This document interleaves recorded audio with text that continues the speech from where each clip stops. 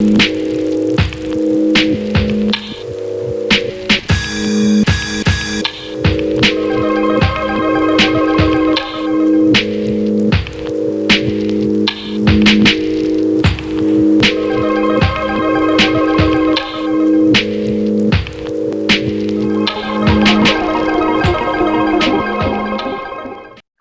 I'm Arundhati De-Sheth.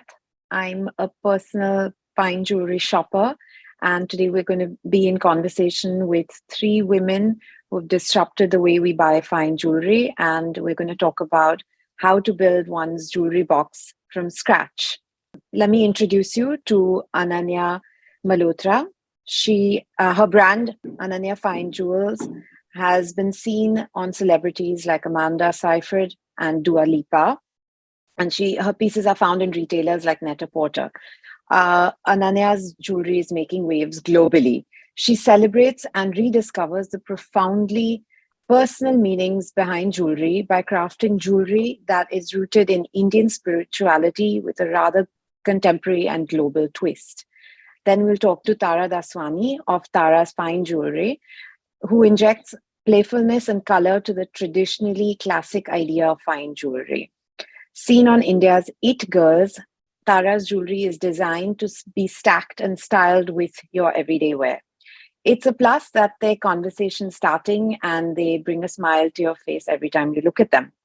And last on our panel today is Megan Kothari of Aaryah, part of a cohort of new age fine jewelers who are reframing how we approach everyday fine jewelry. By using unconventional diamond cuts and shapes that go beyond the ordinary, Aaryah creates timeless fine jewelry pieces that grow with the wearer and communicate an empowering message that lasts a lifetime. I'm looking forward to chatting with these extraordinary women and on how to build one's jewelry box from scratch. What is the best time to invest in diamonds and the must-have pieces we all must have in our jewelry wardrobe? Welcome, ladies. Thanks. Hi. Hi, everyone, for the introduction. Hi. So let's begin by asking Tara. Tara, you're based in Bombay, and your pieces bring an element of fun and experimentation into diamond jewelry. Can you tell us a little bit about what diamond pieces your customers are buying right now? Do you notice any particular styles or trends currently? I think people are really looking for stuff that they can wear all the time now. They want stuff that sort of goes with their style, that goes with their lifestyle, whether, they're out meeting friends or whether it could be like the cool pajama outfit with like a satwat, or it could be enamel colors, anything, but it just feels that they want that little bit of a luxe feel with natural diamonds. They want it, but they still want it to be contemporary and cool, and wearable for everybody, basically. Right. I would say the things that people are buying right now, a lot of stacked necklaces, dangling necklaces. I think my baguette dangling necklaces do the best. Okay. Signet rings with the diamond letters on them, personalized stuff. Those are kind of the need of the moment, I think. Lovely. And that brings me to Ananya. Your diamond chakra bracelet has become a must-have piece for every woman, every age and stage around the world. So can you tell us what you think it is? What is it that they attracted to about this special design? And is it an easy to style piece?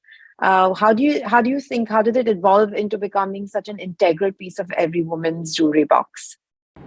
So it's a really interesting story about the chakra bracelet. I had to initially design one for myself with a healing aspect, and I wanted to tie it into a piece of jewelry, so I designed it with natural diamonds and a lot of inlays of gemstones, and it sort of translated into me designing it for friends. And the bracelets have a healing aspect to it, which we work with the gemstone glossary to kind of recommend or refer to clients a little, so they know a little bit about the pieces that they're wearing. And it's not just about the piece of jewelry, it's a lot more than that. And I think women really like that aspect of the jewelry, and so kind of tying that together into a piece that you can kind of like stack together or wear, and it has the versatility of the diamond baguette bars or the inlay bars. And we work with so many different bead options as well. And you can stack them together or wear them with your everyday piece of jewelry. And I think that's what makes it so exciting. So again, in a sense, it's all about personalization that Tara was saying. And Megan, you've created a brand that people would not only buy just one piece from, but they continue to come back to you to build more different pieces and to add to their jewelry collection. What sort of natural diamond cuts and shapes are different, and what kind of demographics are buying them or are drawn to them? Yeah, definitely. So we specialize in fancy shapes, and we're seeing more and more younger generation wanting interesting cuts like triangles, marquise, kite shields as their first diamond studs, I would say. So as opposed to rounds. As opposed to rounds, exactly. Right. So traditionally, rounds is kind of how you start building your jewelry box when it comes to diamond studs, and then you build upon that. But now we're seeing a lot of clients who are like, I want my first diamond studs to be marquise, or I want them to be kites, or I want them to be shields, or whatever the interesting shape is, because now people want to wear their pieces from day to night. They don't want it to be sitting in a safe somewhere, and they want it to align with their personal style. So it's been really interesting to see that. And then I think people are taking more risks with their fine jewelry. They're being a little bit more experimental. They're using black diamonds with white diamonds. They're mixing fine metals. So it's been an interesting wave in the fine jewelry market.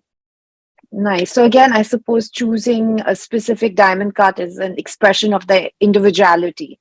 Going back to, people being able to express themselves with their fine jewelry purchases. So Tara, what do you think is a good age? What kind of age group do you think, what's the youngest jewelry client you've got looking to collect pieces? So I think being in India, it's such a big part of our culture to have jewelry. So, I mean, there are newborns who are clients without even knowing it really, because their parents are buying it for them, their cousins, their aunts and uncles. But as a consumer themselves, I have seen quite a few 5-year-olds come in with their moms and literally read, the diamond pave hearts with like rainbow enamel, or, little diamond bees. And literally they don't obviously realize the value behind them. And it's amazing because they actually wear the stuff. You see these little 5-year-olds out with their tiny little diamond unicorn studs, and they are showing it from that age. And on an older note, I feel there's also that difficult teenage age where they're like, they think it's cool and rebellious not to wear fine jewelry. Yeah. But they'll come in and they'll find something that relates to them, like Megan said about black diamonds, or, something that kind of goes with where they are in life and what fits into their, style. Maybe it's a crop top with low hip jeans and they'll wear a diamond body chain. But again, like you said, it boils down to how they want to express themselves. There's no right age I don't think there's a right age where you start, but I think it's important for you to love the piece. I would rather have a teenager come in and say, Mom, I love that, than for a mom to say, you know what, you should be having pieces like this. Absolutely. Absolutely. I see that across the board too, in my line of work. And we've engaged so much in work together, where I've also had girls come back from college and the mums are ready to pull their hair apart. And my daughter doesn't wear any jewelry. Please make her wear like a jewelry doctor or something. But it's specific to India, perhaps. Ananya, you are a designer who's doing two things. You have a line of really beautiful, bespoke, high-end jewelry, and then you have all these wonderful spirituality-linked fine jewelry pieces. What do you think? What sort of budget should one keep in mind when they're looking to invest in buying a statement jewel, a statement pair of earrings? What would you advise someone to say this is the kind of budget you should keep, if so? So I think the thing about budgets is that it's so subjective. I think that when it comes to statement jewelry and really investing in that piece of jewelry that's going to, last for a lifetime, I think it's all about really investing in something that's an heirloom piece almost, that you feel like you can pass down through generations. And that, for me, is the definition of an investment piece, rather than really restricting it to a budget. Because what I've noticed, what a mother might want to wear is very different from what a daughter wants to wear, and I think like the whole mindset of having that investment piece has completely changed. You know, the younger generation maybe wants to buy that pink diamond ring, and you know, the mother had like a full jewelry set, and you know, the prices are similar price points, but that's their, you know, version of an investment piece. Megan, one of your specialities and something I love doing as well in my line of work is creating engagement rings. So each engagement ring ought to be special and a very sentimental piece of jewelry. What kind of trends are you noticing with people choosing their rings? It used to be very traditional, but again, I think you're going to give us more current insight into how people are going about buying or choosing the engagement ring and stone. Do they do it collaboratively? Do you see couples coming in? Please share your experience with us. Yeah, of course. So let's say in the last 5 years, the bridal landscape has changed completely. There's this new wave of feminism in the bridal space. A lot of our female clients will come visit us 1 or 2 times before their partner even comes. They know exactly what they want. They don't want their partner to mess it up. We have done a lot of resets recently because personal style does change. So a ring that they got when, you know, they first got engaged to now, their style has changed. So they keep the sentimental part, which is the diamond, and then they just kind of redesign the engagement ring. A lot of female clients are also putting money towards their engagement ring. They will say, Wow. hey, my partner, this is his budget, but I'm happy to give a little bit more so I can get the ring of my dreams. I'm seeing a lot more women who also will come in with their partner for the engagement ring or for the trial, and they no longer ask their partner, what do you think? They just look at it, they take pictures and send it to their friends. So it's been really interesting to see that. People are also getting very experimental with the different diamond shapes. So traditionally it was rounds, maybe princess cuts. Now people are doing emerald cuts. They're setting it in interesting ways. If they're doing a triangle shape, they're setting that in an interesting way.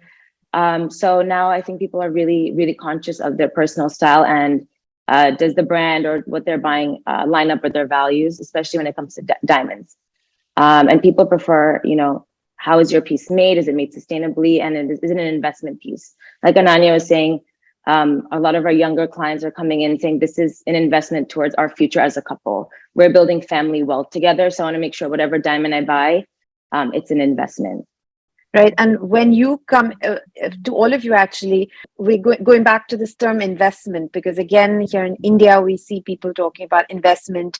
Is this diamond an investment? And it's a word or a kind of idea that also sets me off when someone comes to me with just that notion, oh, I want to buy a jewel, a diamond as an investment. How do you deal with explaining to your customer what an investment means in the true sense of the word, or what it means to you? How do you share that knowledge with clients who keep asking you?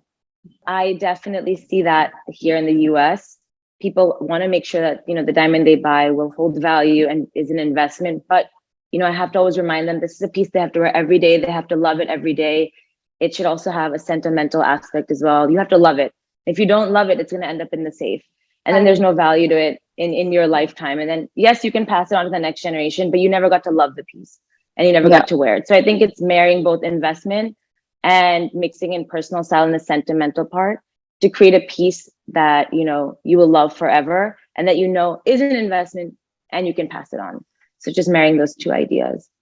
Yeah. I agree with that completely. I think the investment point is very clear to me because we've seen, I actually have been in this line for almost 20 years now. And obviously we see over the years, there's no question, diamonds are going up and it's a limited resource, so they will go up. But I think I agree with Megan when she says it's actually a piece has to really draw you in. You've got to really love it. You've got to want it. And I feel, you know, almost immediately when that piece should belong to you, because you'll be like, you won't be able to get your mind off it. I think it's amazing to have that sort of sentiment for jewelry or for a particular piece that you buy, because yes, then you get to use it through your lifetime as well. Because Your money's worth. exactly. And so to like speak. other investments like say property or stocks, they all have their place. But to have an investment that you can enjoy as well is really special. Yeah, for me, I consider it as energy, like good energy. So if you love it, you're giving it, great vibes. So even if you were to pass it down, that energy is also passed down. So your daughter or whoever gets to wear that next will feel that sentiment too. And that for me is the right investment value. Ananya, could you share your thoughts on the same? So I think it's really beautiful to see like the transition of how people are dealing with investments and how they're building an emotional value to it. And I think it's something to really look at. And diamonds historically always been that beautiful emotional gift. And I think the younger generation have really like taken that in and made it theirs in a really, really beautiful way. And we have to appreciate that. True. Would you girls also be able to share what is your notion of essentials? We're talking about collecting and creating one's jewelry box. So in your mind, what were the essentials you had wanted or have still looking for to adding to your own jewelry boxes? Like you were mentioning in the last question you asked me, a lot of times, especially Indian culture, when you get married, your in-laws or your family gives you jewelry. Yes. And you don't get a choice in picking what you like. It's kind of like, this is what's given to you. Now you have to enjoy it. And most of the time nowadays, it ends up in a safe where you don't get to really wear it, or you have to reset it, which still is a little tricky. But now I'm seeing a lot of women who are telling their partners, I want these 5 pieces. I want these 6 pieces for my wedding set. And I think an essentials for me is a nice diamond tennis necklace, something really minimalistic that you can either start stacking around or you can wear solo. Diamond studs for sure. They can be your statement diamond studs. And then you can build around it with more fun shapes, more fun designs. Diamond tennis bracelet, might it be mixed shapes or traditional with rounds. I think that is something that you can wear with the watch. You can wear with your bangles. You could dress it up, dress it down for sure. I think that's a great one. And then I would say outside of your engagement ring and your wedding band, but 1 or 2 other stackable diamond bands. I think they always add a nice element in between heavy metal styles that you might wear on your fingers. But that's kind of what I would always recommend to clients, to start there. And then as they grow and as they move up in their relationship as well, they can always build upon that. But that's kind of like how I would start my jewelry box. The foundation. Okay. Exactly. Tara, what about you? What do you think? So for me, I like stuff that's a little bit out of the box. So I'd say a lot of it would be similar. Like, yes, I'd love my eternity bands, but with a little bit of a twist, like it could be mixing up the shapes, setting the diamonds at different levels. Or for example, this ring over here, it's got baguettes all the way around, but these gold tires on either side. So I like a little bit of, so it's still classic. You can wear it with everything, but it has that little bit of a punch to it. I like bracelets. Like I like the new link bracelets, but I also feel they're very timeless. I like the ones that, have different sort of shapes of links. So they're not typical. So again, they've got that little bit of personality, but they still are so wearable. With earrings, I think you need a pair of studs for sure. And, you can do that back where you have a dangling pair coming out of it. Right. Yeah. And then of course you have to have, I feel, as you're building, that one really special piece that takes a lot of work to make. Like I have this piece which it's sort of quite 3D, but there's a lot of work gone into it. So I feel like it's something I can look at and enjoy, because it brings so much beauty to the stone by these the various levels. And it's got baguettes in it, it's got round diamonds in it, and it would be like a big ring that I could just wear to a party. But I've also made it a brooch, which I would wear with a blazer. So I kind of like that little bit of versatility as well. Okay, that's nice. Ananya, what do you think? What are your picks? So for me, I think one of the essentials would be that heirloom piece, like I mentioned before, that sort of come down from your grandmom or your mom. That's really special. And then obviously it's my engagement ring, which I've kind of like redesigned. Like Megan mentioned, it was round and that was not so exciting for me. So I added like triangular shaped diamonds and did a mother of pearl inlay, kind of making it my own spin. And then a lot of clients come to me to build onto their chakra bracelets. And so, if they want to start off with something very neutral, then I suggest to go with the diamond baguette bar and to go with like rainbow moonstone beads or gray moonstone beads and kind of build their stack from there if they want to add color eventually. And it's really nice to see how they do it over the years. Using milestones to collect more pieces, I suppose. Exactly. There's always like a celebratory occasion, and it's really nice to have those memories for them. Yeah. Any of your fondest jewelry memories? For me, jewelry does mean memories, and I have a little story attached to almost everything I have. So, what about you? Do you see that happening when you're selling your pieces? That Ananya does, I guess. All of us do, but anything that comes to mind? So I think jewelry is, like Ananya was saying, it can mark so many different milestones. Might it be a push present, a birthday present when you're born? I mean, for me, it's like a lot of my heirloom jewelry that I might not be wearing it every day, but it's so nice. I feel very attached to my ancestors, my grandmothers, my great grandmothers, because I know that's what the wedding jewelry they wore. And at one point I can rewear it. For me, it's like probably my first diamond moment is when I was born. And I have got my first diamond studs. They were extremely small, but I still have them. And I actually wear them on my third hole here. So they've moved up in my life and they've moved up in my ear as well. But in the Indian culture, I think, jewelry is just such a big part of our connection to our culture and our family. So like you're saying, a lot of my pieces or most of my pieces have a sentimental aspect attached to them. And another thing that was coming to my mind, all three of you are global in every way. And I assume your clientele is global too. The girls reaching out to you are from any part of the world. They could be Indian, American, there's a huge shift to buying jewelry online, especially post-pandemic. How have you adapted your line to making it accessible to people ready to shop online? Basically, I think that during the pandemic, everything shifted to online. And, I think the way we even thought of selling jewelry completely changed. We're so used to having like physical contact and meeting with people, but then you had to sort of translate that onto video. And while it was tricky and it took a little time to figure it out, we wanted to sort of bring that entire experience to life, but on video. So we do a lot of live shots. We take like customization calls, like do a lot of video chatting and stuff like that, really to kind of bring that experience in virtually, but cater to people all over the world. So it was positive. People have taken to buying online more comfortably than ever before. We were actually always a digital first brand. So during the pandemic, it was hard to adjust when we started launching bridal, because you would think traditionally, people want to come and see the diamond, come and see the settings in person.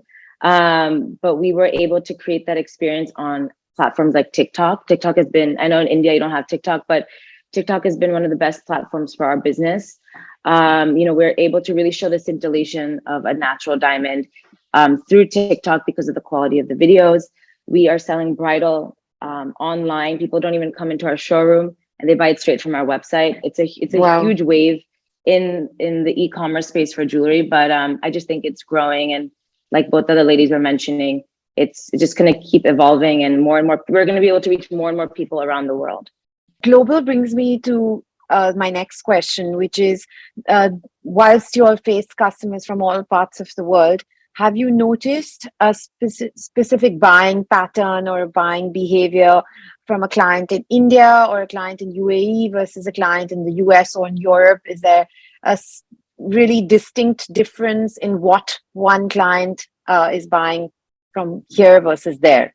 For me, I feel there's a little bit of more of an equalizer now than there was before, because I feel people have a style with jewelry as well, as opposed to just, the size. And of course, in Dubai, we know that you can wear those big diamonds, you can wear all of that. Maybe the occasions will be different. Like suppose somebody was wearing this, a big sort of pendant hanging on a link chain. The occasion in Dubai to wear that may be breakfast, but in London, you would probably wear it out for dinner. But I think the styles are now sort of coming together because we're all reading the same magazines. Fashion has become quite international. Everyone is on board with what's happening internationally. So, I find that, for example, in the Middle East, like our clients love to wear diamonds and with a little bit of color, and they love to sort of create contrast with color and diamonds, which is really interesting to see how they play and stack and wear pieces together. And I find like my clients in the US market love gold and diamonds. And it's really, really like apparent the difference between the buying in the two countries, for example. So every time we get into a new market, and even in the US, I think there's a difference between the East Coast and the West Coast. And it's really interesting to see how their lifestyles and their habits change how they buy jewelry. Okay, so there is a distinct sort of pattern and difference. Yes, absolutely. And then more towards what I do, since I do focus on bridal and we're very minimalistic in our aesthetic. Even within the US, there's all different types of aesthetic, right? A New York customer versus an LA customer versus a Miami versus Texas. It's lifestyle. Like, so someone in New York usually ends up going very minimalistic. They want a very subdued look. Clients in Texas want big and bling, right? They're taking a car. They're, never really walking on the street. Their lifestyle is very different. And then I would say our international clients, they have a very similar aesthetic to our current clients. They are seeking us out. So their style is very in line with our New York clients or, more of our traditional styles that we have. Lovely. And that brings me to engaging the clients, especially new clients who are perhaps a little ignorant when it comes to initiating their jewelry collection, who may ask questions related to what is the value, what am I paying for, so on and so forth. It happens here. So how to overcome those questions and assure them, especially when they're making new purchases or the first time purchases for natural diamonds, whether it's the engagement ring or, even if it's for a design-led chakra bracelet, which has, little elements of so many gemstones, even with Tara's pieces, which have enamel and pop, and how to explain to them how this price tag has come about and what is the value. I think I get that a lot. It's a question that comes up every time I'm showing pieces. So I'm sure you all get that too. A lot of our customers come in already very empowered, right? Because on the internet, you can really find a lot of information, a lot of misinformation as well. But when they come to us, we kind of build the trust with them and explain where the value is coming from the piece. Since we also produce locally, that adds a lot of value to them, right? They're not going, we have clients who are like, oh, let me go in India and see if I can get it for cheaper. And at the end of the day, we provide a value where we're like, you're making it here with us. If you ever have any issues, you can come right back to us. This is what our style looks like. You build a lot of trust with them. And also, if they ask us for a diamond quote 6 months ago versus now, they'll already see the huge price jump. Again, it's a very limited resource. So they're seeing it themselves in the industry and in the market. And that kind of, really convinces them to make the purchase or invest in that piece. So I think that when we have clients come in and ask us questions, we actually love to educate them on how the process of putting together the piece happens, whether it's, finding the right sizes of diamonds or the gemstones, all the hand cut inlays that go into, and all the work that goes into a single piece, which it's nice for us to explain it to them so they also feel like they're getting educated on the process. And I think trust always builds over some time. And our constant communication and the fact that we offer a lifetime of service and things like that. And, any questions they want or any certifications that they need to have done, we're always willing to help them. And we really try to go out of our way to service them and make them feel comfortable. As we draw this conversation to a close, we've discussed so many wonderful aspects of natural diamond jewelry and so many sentiments that go behind buying jewelry. Is there any final word that, or an insight that you could give that would help someone go forth and make the decision and go and make that purchase that they were holding back on for whatever reason for some time? Well, I don't think I've ever heard a woman say, I'm so livid that he bought me this diamond bracelet. So I think that, you can't go wrong with diamonds as a gift to someone. And I mean, even if you tire of a piece for like a year or two and you give it a rest, you will always bring it back in and you'll enjoy it again. It's a gift that keeps on giving, I feel. And the beauty of it is if you really tire of a particular design, the diamonds aren't going anywhere. You can rework the design using the same diamonds, the same gold, and then have a whole new piece. So, I mean, in that way, I love that diamonds are so sustainable because you can really enjoy them. Yeah. As cumbersome a process as that is for the jeweler who's in charge of a remake or a remount, yes, it's sustainable. Diamonds, will never be thrown out, so to speak. They will always be reused, even if it's a little time consuming. Okay. So I think it's really important for someone to choose a piece that they really, really love. And at the end of the day, it's for them to enjoy, for them to celebrate. And I think that's something that goes a long way. And I always find that when a choice is made through like something they genuinely love, it's a completely different connection when they're buying that piece. Absolutely. Yeah. Likewise, I think at the end of the day, diamonds have a lot of many wonderful aspects, but you have to love the piece and it should spark joy every single day. And, you can always remake it and rework it in the future if you feel like, it doesn't represent who I am at this stage in my life. So I think there's permanence, but also, with jewelry, it's sustainable, right? You can keep remaking. But you should always love your piece no matter what. Thank you, Megan. Thank you, Ananya. And thank you, Tara, for engaging in such a meaningful and thoughtful conversation. And I hope we encourage more ladies to start collecting also thoughtful pieces to add to their jewelry box and their memory box. Thank you, Aaryah, for having us. Thank you. Fun. Thank you, you. Vogue. It was really fun. Thank you. Thank you.